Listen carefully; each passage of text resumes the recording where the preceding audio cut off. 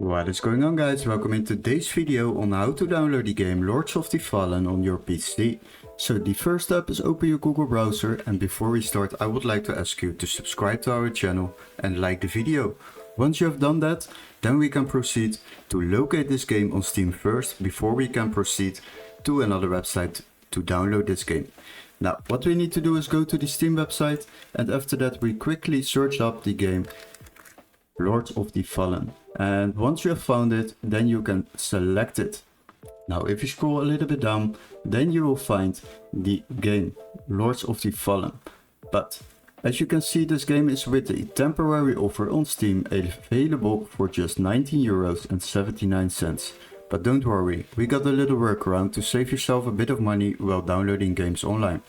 What you need to do is go to the video description and click on the link where it says find game here. Then you will be redirected to this webpage. Now we will search for the same game, Lords of the Fallen, and after that we need to select games on the left side and sort by price lowest first. Once you have done that, we can scroll a little bit down, and as you can see, if we scroll a little bit down, then you will find the game.